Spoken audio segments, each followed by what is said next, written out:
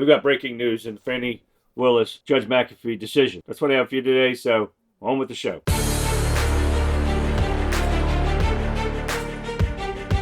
Breaking news, everyone. Fani Willis can stay on the Trump election interference case, according to Judge McAfee, with I call bullshit. But he does make a decision that one of them has to go, which I believe is a conflict of interest, which is still an admission of guilt on Fani Willis's and Nathan Wade's part. But he doesn't come out right and say it, but he does say that one of them has to go, either Fani in her office or Nathan Wade. So I'm going to let you hear this from MSNBC themselves first. So listen to this. Hey, Mika, we have a decision from Judge Scott McAfee of the Fulton County Superior Court in a 23-page decision this morning. He finds that there is not an actual conflict of interest that was proven by the defendants here, but he also finds that there's significant appearance of impropriety that infects the entire current structure of the prosecution team. And therefore, he gives Fani Willis a choice. She can either choose to remove herself and her entire office from the prosecution of this case,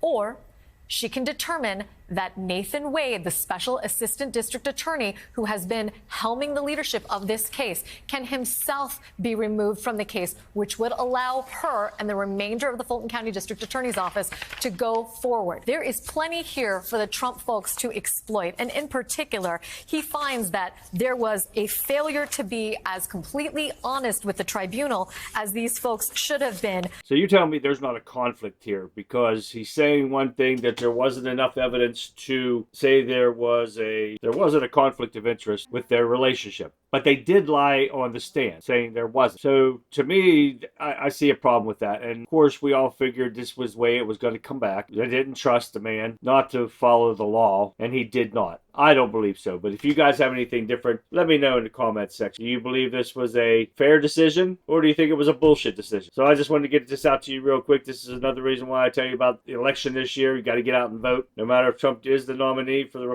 Republican Party, it just goes to prove we still have a lot of work left. So please get out and vote. Get your neighbors, your friends, your family, everyone out to vote. If you've already voted, come November 5th for your general election, make sure everybody gets out and vote. Gives them a ride, text them, remind them. The election is so important. We got to get people like this the hell out of here. So again, let me know what you guys think.